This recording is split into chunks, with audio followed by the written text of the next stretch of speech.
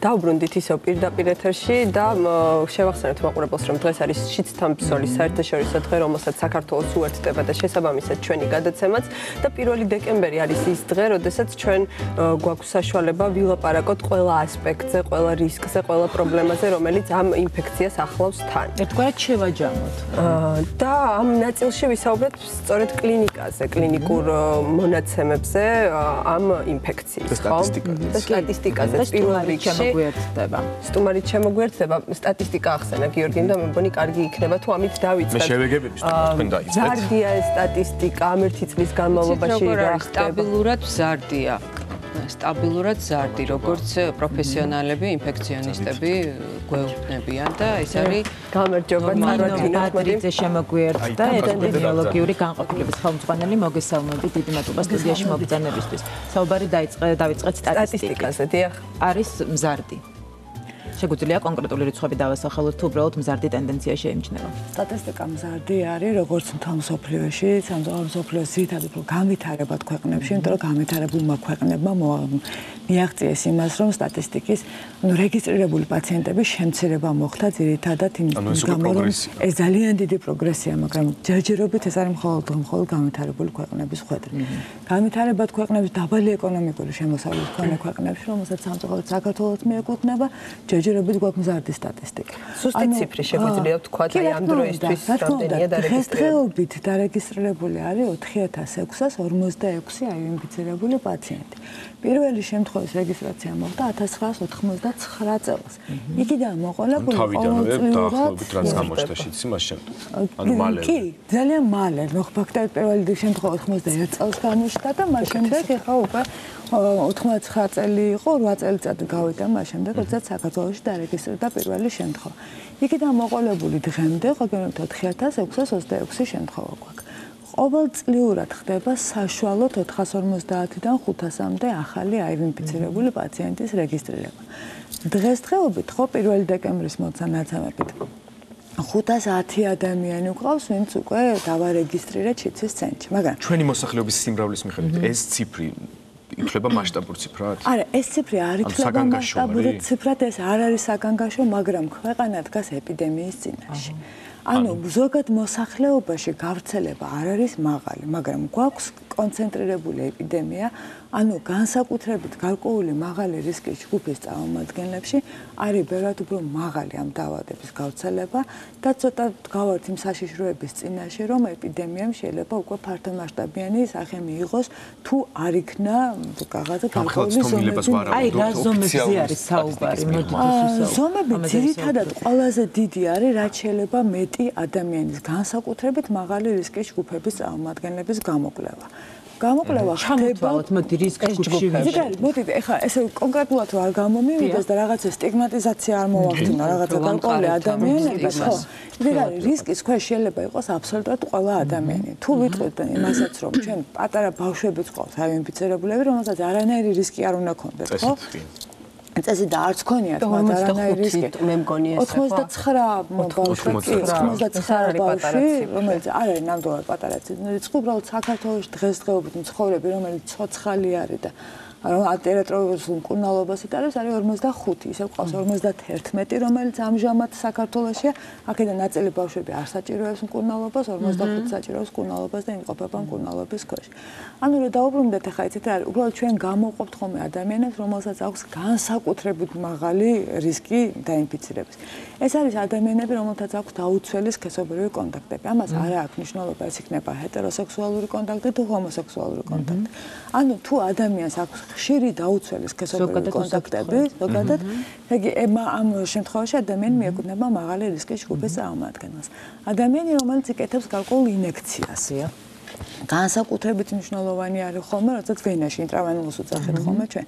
აქაც არ არის მნიშვნელობა, რომ გამოცდილება ნარკოტიკის მოხმარება ხდება ინექციურად თუ რაიმე სხვა წამალი შეიძლება გაიყენოს, რაიმე სხვა სამკურნალი თუნდაც გადასხმის გამოყენებული ნემსი და შპრიცი თუ გამოიყენა, აი ეს ადამიანები, რა თქმა უნდა, რაც უფრო რეგულარულად ხდება და რაც უფრო ხშირად ხდება, მით უფრო მაღალი არის რისკი, რომ ეს ინფექცია გადაეცეს უსაფრთხოების ზომების დაცვით, აი ასეთი საშიში ავადმყოფობისგანაც აბსოლუტურად შეგიძლია გარანტირებულად დაცული ნორმალი იყო. რა თქმა უნდა, აბსოლუტურად თუ დაიცავ ყველა ნორმას, რომელიც არის, კი, თუ არ გავიკეთებთ დაუშვათ ხვის მიერ გამოყენებულ ნემს და შვიდს და პრინციპში ელემენტარულია, მე მგონი წესები რითიც თუ გვექნება დაცული სქესობრივი კონტაქტი იმ ადამიანთან, რომელიც აივ სტატუსი არ ვიცით დაუშვათ, ხო? მაშინ ამ შემთხვევაში თუ ორსული არის, რომელიც არის აივ ინფიცირებული და მის გვინდა მას უნდა რომ ბავშვი ჯანმრთელი გააჩინოს თუ ის ჩაიტარებს პროფილაქტიკურ მკურნალობას ამ შემთხვევაშიც ნამდვილად ბავშვი ყოველ შემთხვევაში ჯანმრთელი გაჩნდება და ეს არის ძირითადი პროფილაქტიკური მომენტები რაც არის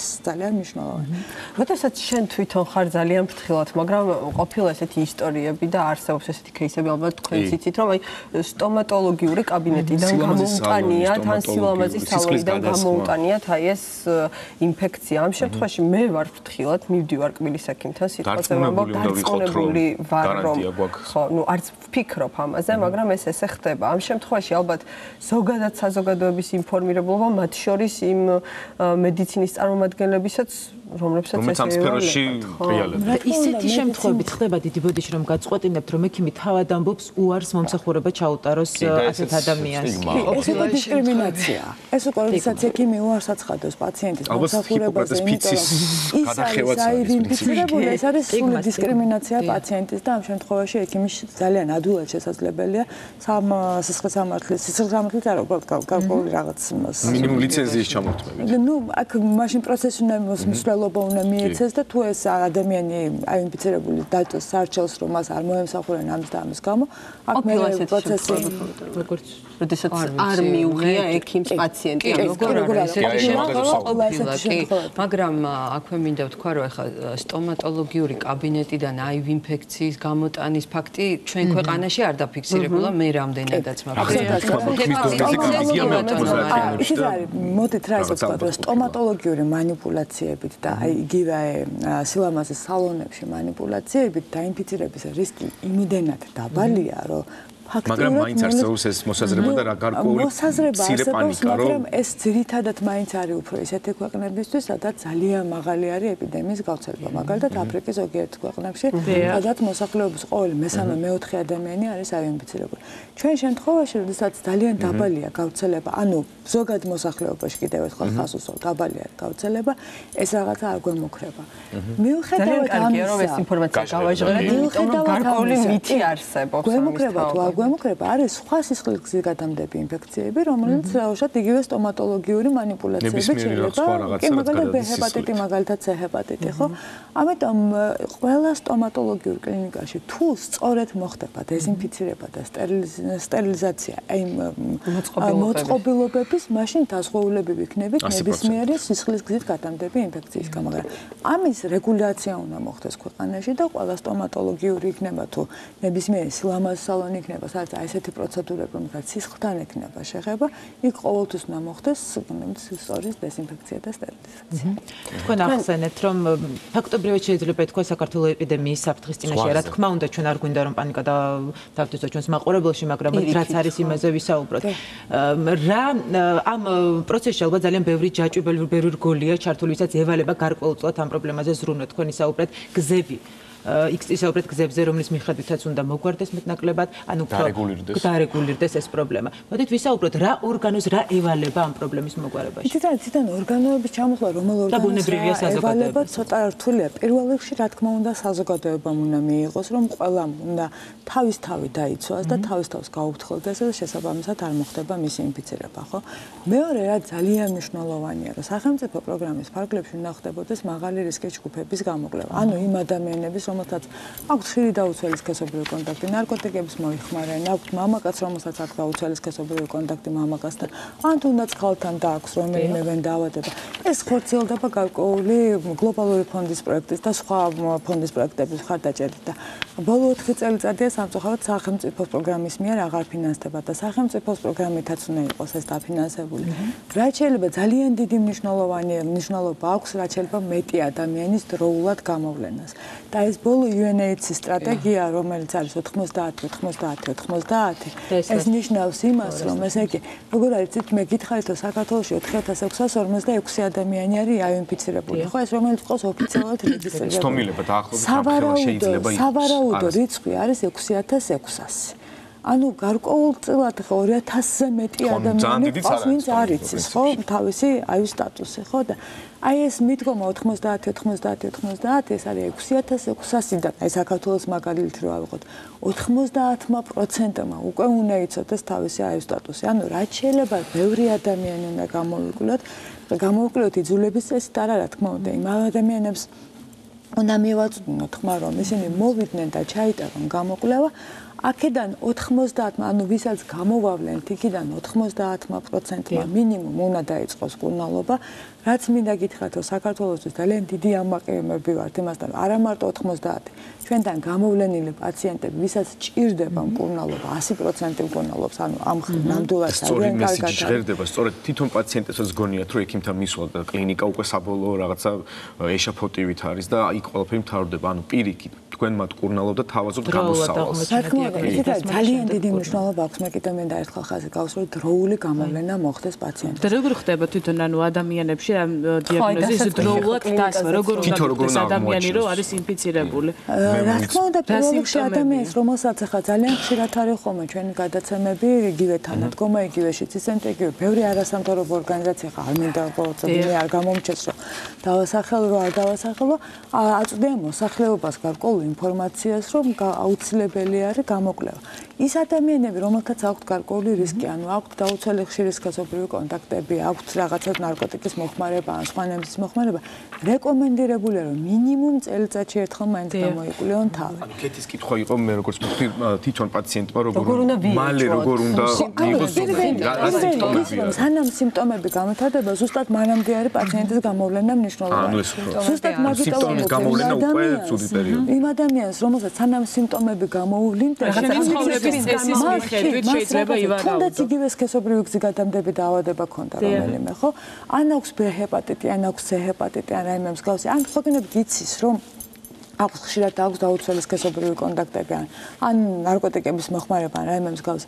მინიმუმ წელიწადში ერთხელ უნდა მაინც გაიკეთოს გამოკვლევა. შეიძლება ვთქვათ ესეთი რაღაცა, რომ ზედმეტი დაყოფის და სტიგმატიზაციის გარეშე ჩვენ ყველამ პროფილაქტიკის მიზნით წელიწადში ერთხელ ჩავიტაროთ მსგავსი გამოკვლევები. ყველა მოქალაქემ აბსოლუტურად. თუ ბავშვები არიან რისკ ჯგუფში, რატომ შეიძლება რომ მე არ აღმოჩნდე მაგალითად. გეტყოდეთ რომ ყველაზე კარგი იქნებოდა რომ ჩაიტაროს კონსულტაცია, ხო და კონსულტაციის შედეგად უკვე თვითონ ექიმი კონსულტანტი განსაზღვრავს, რამდენად შესაძლებელი არის რომ ეს ადამიანი იმყოფებოდეს რისკის ქვეშ, იმიტომ რომ ზოგიერთ შემთხვევაში ხა, როდესაც არანაირი რისკი არ აქვს ადამიანს, ხა, თუ მას არასოდეს არ ქონია დაუცველი ხდება 6 თვეში ერთხელ სრული პროფილაქტიკური გამოკვლევა. ეს ნორმალურია. რა თქმა უნდა, თუ ეს დაინერგება ნორმალურად ძალიან კარგი იქნება. მე ხა ხელში მიჭირავს აი ეს ბუკლეტი, რომელიც ძალიან მნიშვნელოვან ინფორმაციებს შეიცავს, მათ შორის რა გზებით არ გადადის შიცი და მათ შორის არის ბევრი ისეთი, აი მაგალითად წერებით და ცხოველების ნაკბენით არ გადადის. ეს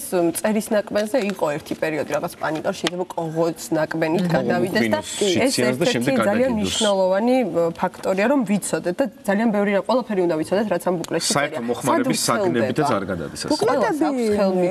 ბუკლეტები აი არასამთავრობო ორგანიზაციების საშუალებით ცოლდება ხოლმე სხვადასხვა დაწესებულებებში. შიცის ცენტრი, რომელიც ატარებს ხოლმე გარკვეულ საგამანათლებლო ლექციებს, იგივე სკოლის უფროს კლასელ ასაკთან, მე-11-მე-12 კლასის ასაკთან და უნივერსიტეტებში სხვადასხვა შეხვედრებზე იქ ვრცელდება ეს ინფორმაცია.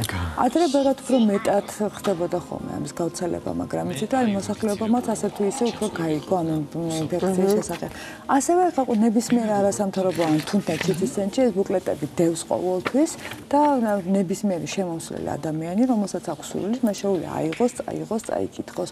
ინტერნეტში გარდა ამ ბუკლეტებზე ძალიან ბევრი სოციალური რეკლამა ვრცელდება ერთ-ერთ ჩვენ ვუყურებთ ალბათ ინფორმაციის ამავე ძალიან პოზიტიურ როლს ატარებს აი სოციალური რეკლამები და მე ძალიან მომწონს, იმიტომ რომ აშკარად ეტყობა, რომ პროფესიონალების ნამუშევარია, ისე როგორც თქვენი ცენტრის და ბევრი ესეთი გამოცდილი ადამიანის და ვფიქრობ, რომ გარკვეულწილად შეცვალა აი ამ რეკლამებმა დამოკიდებულება ადამიანების მიმართ. იგივე სამეზობლო იქნება ის თუ უნივერსიტეტებში, თანამშრომლებში. ახლა სტატისტიკას ჩვენ ვერ ვიტყვით, იმიტომ რომ ამის კვლევა ძალიან რთული იქნება ალბათ, თუმცა შესაძლებელი, რა თქმა უნდა, და აქვს ძალიან პოზიტიური როლი. თუ შეიძლება ისევ სტიგმას და დისკრიმინაციას რომ დაუბრუნდეთ თელ სოფლიოში არის ესეთი ორმაგი დამოკიდებულება, ხო? უარყოფითი საზოგადოების მხრიდან და ასე ვთქვათ პოზიტიური, დადებითი დამოკიდებულება და ზუსტად ეს დღე 1988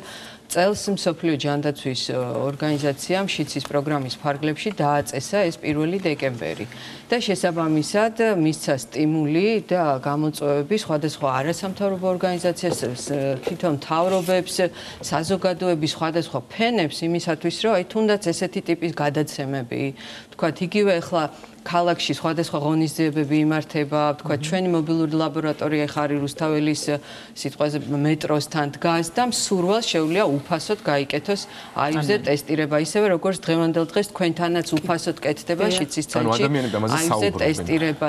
კი, ამაზე საუბრობენ, მიდის აზრთა გაცვლა, გამოცვლა ფორმალ თუ არაფორმალურ გარემოში და შესაბამისად ამ თემაზე სიუჟეტი უნდა გამეკეთებინა და ერთ-ერთ ცენტრში ვიყავი, სადაც რეაბილიტაცია ხდება ინფიცირებულებს და გარედან აბრა არ აქვს, იმიტომ რომ მეზობლებს არ გაუჩნდათ პროტესტი იმის, რომ ამ შენობაში შედიან აივ ინფიცირებულები. რა უნდა მოხდეს იმისთვის, რომ არ შეგვეშინდეს აბრისაც კი აღარ არის საუბარი უკვე ხელის ჩამორთმევაზე და მეგობრობაზე. ხო, ნუ აქ ერთადერთი ეს არის ისევ ცნობიერების ამაღლება, განათლება, დაწყებული აი სკოლებიდან, მე ვიტყოდი რომ იგივე უმაღლეს სასწავლებლებში რა. მიდის ეს პროცესი დღეს თუნდაც სკოლებში და რაღაცა დოზით მიდის, თუმცა ეს არ არის ვფიქრობ საკმარისი და აუცილებელია რომ ეს უფრო გაფართოვდეს და სკოლებში უფრო გაძლიერდეს ეს თემა. კი, ჩვენ თქვა ცალკეული ორგანიზაციები ვატარებთ ტრენინგებს, გვაქვს შეხვედრები სკოლებსა თუ სხვადასხვა დაწესებულებებში, მაგრამ ეს არ არის მაინც ასე ვთქვათ საკმარისი, ხო?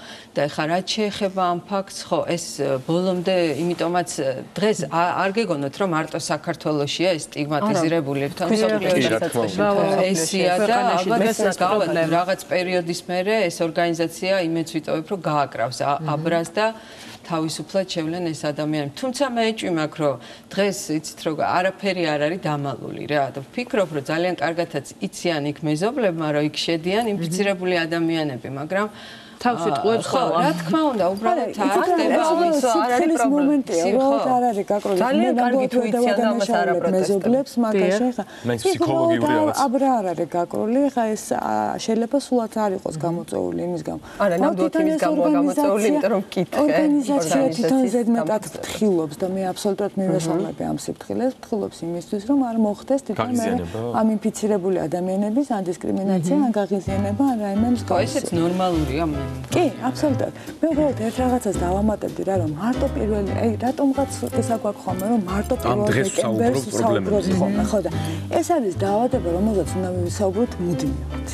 ანუ თითქმის ყოველდღიურ ცხოვრებაში ყველასთან უნდა ვისაუბროთ ამ ინფექციაზე და განსაკუთრებით ჟურნალისტებს აი რა ვიცი თქვენ მოგმართავთ ხოლმე, რომ ძალიან დიდი მნიშვნელობა ექნება თქვენი მხრიდან სწორად გაშღერებულ ინფორმაციას. მე მგონი ჩვენ ეს გავაჩერება ეს მასში, იმიტომ რომ წინა სეზონზე რიტორიკული სურვილი. მაგრამ საერთოდ ვამბობ, რომ და ეს მარტო 1 დეკემბერს არ მოხდეს, მაგას ვამბობ რა. ეს იყო სულ რაღაცა გარკვეულწილად რაღაცა თუნდაც სულ პატარა ინფორმაციების მიწოდება, ინფორმაციის მიწოდება რო ხდებოდეს, მაგრამ არა ნამდვილად დროზე ჩვენ სულ ვცდილობთ რომ არა მარტო 1 დეკემბერს გავაშუქოთ მასმედია შეასრულა სამწუხაროდ უარყოფითი როლი სტიგმის გაღრმავებაში, ისტორიული რაკურსი რო ავიღოთ, ხო? იმიტომ რომ ეს იყო ნარკომანების დაავადება, ჰომოსექსუალების დაავადება და რა თქმა უნდა ის არსებული სტერეოტიპი უფრო გამყარდა და ამის ნგრევა ბევრად უფრო რთულია. დღეს აბსოლუტურად სხვა სურათია ნამდვილად. იმისათვის რომ მაყურებელს სწორი ინფორმაცია მივაწოდოთ, მე მინდა კიდევ ერთხელ ჩამოვთვალოთ, შიცის ვირუსი არ გადადის და ასე დავასრულოთ ჩვენი გადაცემის ეს ნაწილი. საერთო მოხმარების საგნებით, ჭურჭელი აბაზანა, ხელის ჩამორთმევით, საუბრისას დახველებით და დაცემინებით, კოცნით მოფერებით, მწერებისა და ცხოველების ნაკვენით. არ გადადის. არ გადადის. არ გადადის. არა. ძალიან დიდი მადლობა სტუმრებს სტუდიაში მობრძანებისთვის, ასეთი საინტერესო საუბრისთვის და გვერდებით რომ არაერთხელ დაუბრუნდებით და განვიხილავთ ამ თემას ჩვენ. არა მარტო 1 დეკემბერს.